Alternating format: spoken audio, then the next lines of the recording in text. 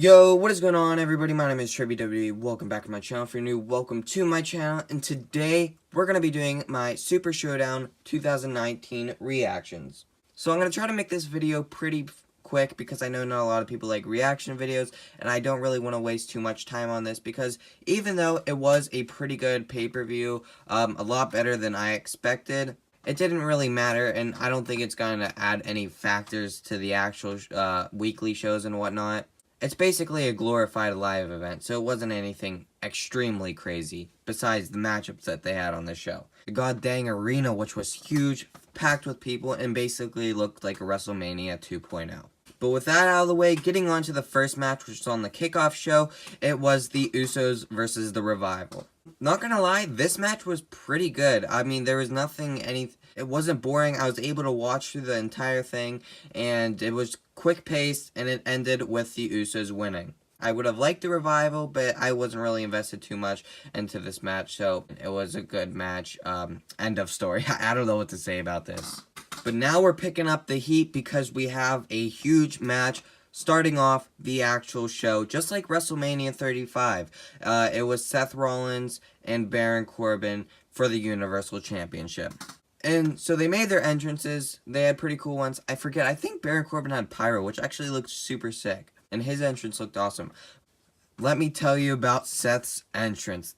This is just so freaking cool. He came out in a attire from Avengers Endgame. It's basically the attire they wore, like, you know, when they're time traveling and whatnot to, like, the Quantum Force and stuff, which is super cool. You have to go see it. If you just look it up, I'm sure you'll find it. It's an amazing attire if you have ever watched Endgame. This match was not a disappointment, just like the Usos and Revival match. It was very, I guess you would say, quick-paced. Nothing too disappointing in it.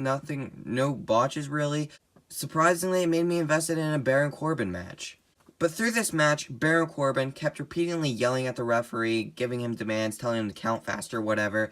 And finally, at the end, he started yelling at the referee once again, but this time it came to a twist, which I really like this. The referee started yelling back, telling him, "You don't tell me what to do, I'm the official of this match." And doing that gave the opportunity to Seth Rollins to do a roll-up pin on Baron Corbin and get the 3 count. But after, when Rollins was celebrating, Baron Corbin did get back up because, you know, it was just a roll-up pin and hit him with the end of days. So now, Rollins is damaged. I'm like, oh crap, this gives the perfect opportunity for Brock Lesnar, which said he's going to cash in on Rollins. So that does cue for Brock Lesnar. Brock Lesnar and Paul Heyman come out.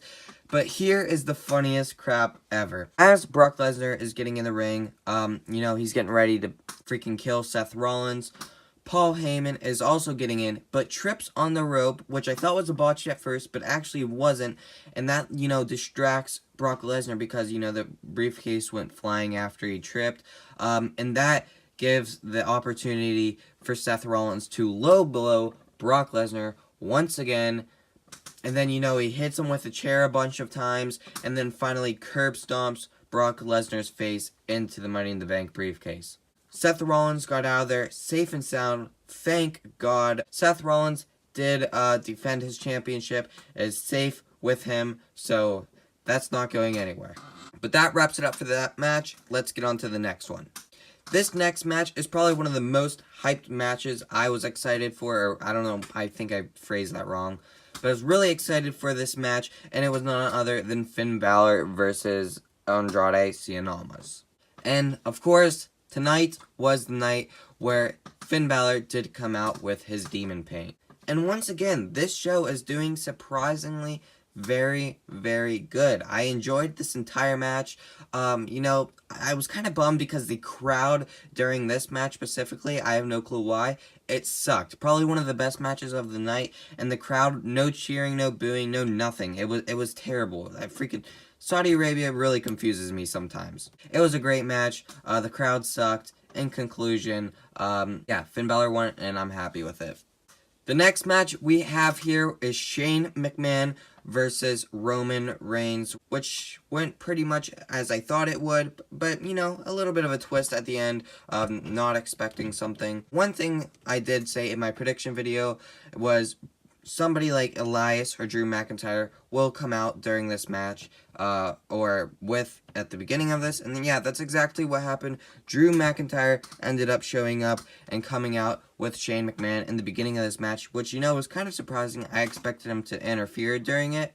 I didn't really watch the match because I was kind of cleaning my room. I was not invested in the storyline at all, but it did end with Drew McIntyre when the referee was distracted or something. Drew McIntyre hit a Claymore on Roman Reigns, which gave Shane McMahon capitalized on, and then ended up picking up the W, which was the surprising part of this match, because I thought, you know, I also said in my prediction video, Roman Reigns usually always overcomes the odds in these matchups, but tonight just wasn't his night. So Roman Reigns did end up losing, but yeah, Shane McMahon came out with the win on that. And for the next match, which, you know, another match I was not excited for really at all. It kept going. I was not mad at this whatsoever, and that was Braun Strowman versus Bobby Lashley. Like I said, I was not excited for this match at all. But when I actually watched it, finally Braun has an opponent that is his own size and that he could go up against. So they were able to work at their own speed. These two powerhouses clashing together. They used a lot of athleticism, hard hitting. It was just a pretty good match overall. The ending was kind of weird. It just kind of came out of nowhere. Braun ended up pinning Bobby Lashley for the win, though. But, you know, I was kind of hoping for Bobby Lashley. But, you know, at the same time, I guess I'm okay with Braun because I wasn't really invested in it too much. But I hope that's the end of their feud and they can move on. But, yeah, Braun came out to win. End of that. For this next match is the other match I was super duper excited for, and that was none other than Randy Orton versus Triple H. So for this match, I was obviously cheering for Randy Orton in it, and they did not disappoint. Still going hard. I was loving this pay-per-view. It was a great pay-per-view, and yeah, still, like I said a million times, not disappointing. And they did go hard. They had a pretty good match, a long match, which was awesome. And my boy Randy Orton did come out with the win, hitting an RKO out of freaking nowhere, which I did not expect. Yeah, that happened a couple times, and it was both ways. Seriously did not know who was going to win this. I wish they did have a little more prepping, but just with like the little video cards, it literally made the whole show so much better.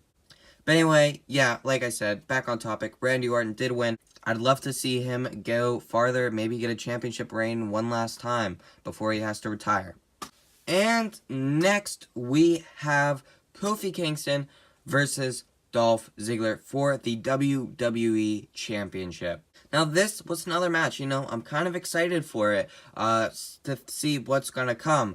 I was really rooting, I mean, I know I like Kofi Kingston a lot, but I was rooting for Dolph Ziggler because, I mean, he's my guy. I love him so much more. But this match was really good. I mean, it was slow at some points, and other points, I freaking love the crap out of it. What made me kind of upset is Kofi did pick up a super clean win over Dolph Ziggler, and it kind of ended a lot shorter than I wanted it to. I wanted it to go on a little bit longer.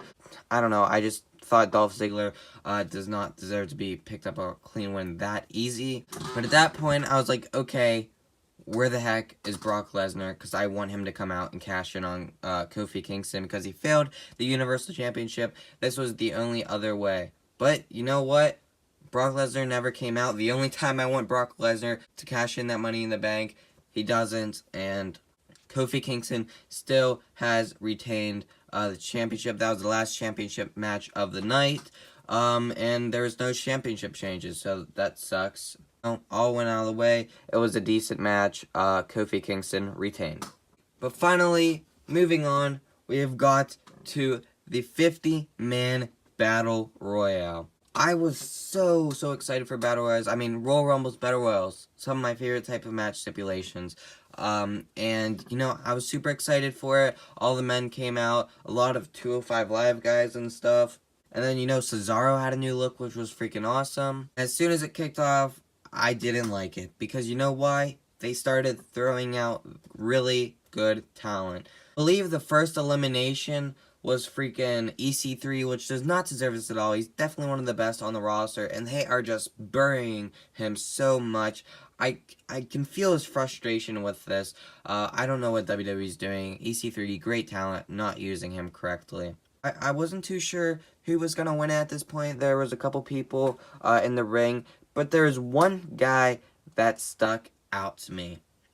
I haven't ever seen him wrestle before. I know that he was announced for the show and stuff because I've seen stuff before. I wasn't like, oh, crazy about it because I thought, like, you know, he was just going to job out or something.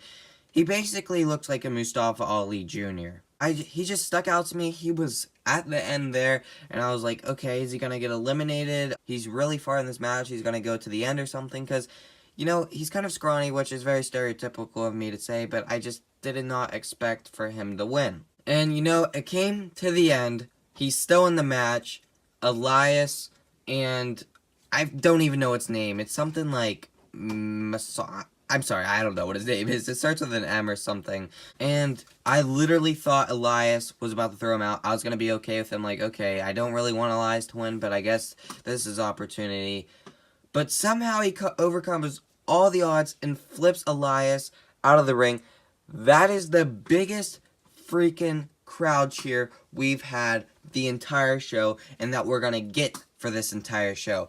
It was better than Seth Rollins retaining, better than Finn Balor, better than Randy Orton, Kofi Kingston, anyone. It was literally, that crowd made no noise until that guy, which was actually the hometown, that's his hometown or whatever. He's from Saudi Arabia. And until that guy won, that's when the crowd popped, and I finally was waiting for him, like, okay, so that was just the funniest thing to me, because, like, that's when they popped, when some guy that, I mean, us Americans, or wherever you're from, that not Saudi Arabia, we had no idea who this guy was, at least I didn't, and they won, and just everyone cheering for him. It was so confusing, but, you know, good for him. Glad that he won. I mean, he was saying how this was his dream and stuff. It's kind of stupid because this entire thing was just for bragging rights. The Battle Royale didn't mean anything. I don't know if this guy's going to be showing up on Raw or SmackDown, but we'll just have to see. And it's about time. We're on to the main event. Golly, I cannot believe I watched that entire show. I mean, it definitely was a lot better than I believe everyone in this world was expecting. And, you know, I'm happy that it was good. Definitely didn't waste my time too much, but it was Goldberg versus The Undertaker. The long-awaited 20-30, I don't know how long, year plus, never had a match before. This is some big stuff. This is history right here. It's time for it to begin. Finally, Goldberg's entrance theme hits, and I swear this was the longest entrance of all time. It just panned with his theme song on around the crowd for I don't know how long, probably like 2 or 3 minutes. To finally, you get the backstage thing, and then he's walking out doing this Goldberg with the security stuff, and then it goes back to panning to the crowd for no reason. His thing's playing forever. I don't know what's taking him forever to get out of here, but finally he comes out, walks to the ring as slow as he can, and, you know, just a normal Goldberg entrance, nothing extremely special. And then, when I thought the slowness of this entrance was over, I mean, after his entrance was over, I was like, okay, you know what, Undertaker's gonna come out, he's gonna wrestle this man, get this matchup over. And, what do you know, Undertaker's entrance is just as long, if not longer. I mean, it was a lot more cooler, at least, you know, these, masked men, had, like, flames and stuff walked around, but it's Undertaker. We already know he has slow entrance, but I swear this one was slower than anyone. But finally, the matchups began. They stare off, they taunt a little bit, and it starts off with, I think Goldberg delivered 2 spears, which, you know, I was already getting flashbacks to the Brock Lesnar Goldberg for the Universal Championship, and I thought it was seriously going to end right then and there. But it did end up going a little bit longer. Goldberg started to bleed a little bit after hitting a post. There was a lot of botches. I couldn't really hate on these guys too much because they are old and they're still doing this well over their 50s.